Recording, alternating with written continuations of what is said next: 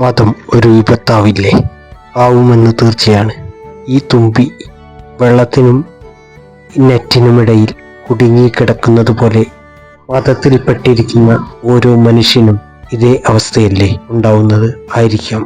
മതത്തിന്റെ കെട്ടുപാടുകൾക്കിടക്കിട്ടിരിക്കുന്ന മനുഷ്യനെ രക്ഷപ്പെടുത്താൻ നമ്മൾ എത്ര ശ്രമിച്ചാലും ഈ തുമ്പി കളിക്കുന്നത് പോലെയിരിക്കും. അവിടെ നിന്ന് സ്ഥലം മാറ്റി മറ്റൊരു സ്ഥലത്തേക്ക് എത്തിക്കാൻ തുമ്പിയെ ശ്രമിക്കുമ്പോൾ തുമ്പി വീണ്ടും വീണ്ടും താഴേക്ക് പോയി വീണ്ടും ഇതിനു മുകളിലേക്ക് വരുന്നു. അവസാനം അത് പറന്നു പോകുന്നു, പറന്ന് കളിക്കുന്നു. അപ്പോഴൊക്കെ സന്തോഷത്തോടെ വിചാരിക്കും, ഇതാണ് എൻ്റെ ലോകമെന്ന്. ഇതുപോലെ തന്നെയാണ് മതത്തിൽപ്പെട്ടവരും. അവരുടെ ലോകം ഇതാണെന്ന് വിചാരിച്ച് ഈ ലോകത്ത് ആ കെട്ടുപാടുകൾക്കുള്ളിൽ കിടന്ന് കഷ്ടപ്പെടുന്നു. സന്തോഷം എന്തെന്നറിയാതെ ദുഃഖം മാത്രം പേറി ചില ആളുകളുടെ സന്തോഷത്തിനു വേണ്ടി പ്രവർത്തിക്കുന്ന കുറെ വ്യക്തിത്വങ്ങളായി മാറുന്നു. ഇത്തരത്തിലല്ലേ മതങ്ങൾ? ആയിരിക്കാം, അല്ലാതിരിക്കാം. പക്ഷേ മതത്തെ അറിഞ്ഞ് മനസ്സിലാക്കിക്കൊണ്ട് നമ്മൾ നമ്മുടെ ചുറ്റുപാടുകളെ സംരക്ഷിക്കുക. അല്ലെങ്കിൽ ഈ തുമ്പികളെ പോലെ നമ്മൾ എന്നും പെട്ട് ഇരിക്കും. അവസാനം ഉറക്കം തൂങ്ങികളെപ്പോലെ അതിൽ നിന്നും ഒന്നും ചെയ്യാൻ കഴിയാതെ അവർ ഒരറ്റത്ത് ഒട്ടിപ്പിടിച്ചിരിക്കും.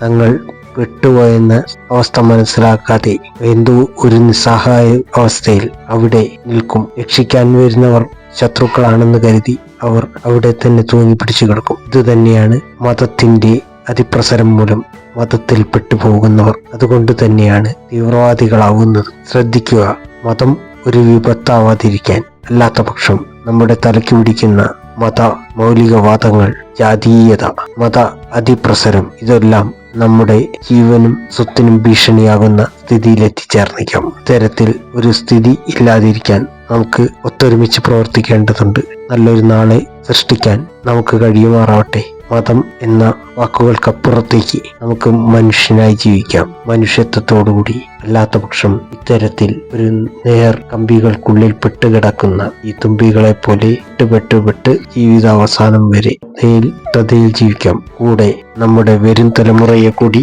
ആ കഷ്ടതയുടെ ഭാഗമാക്കി മാറ്റാം.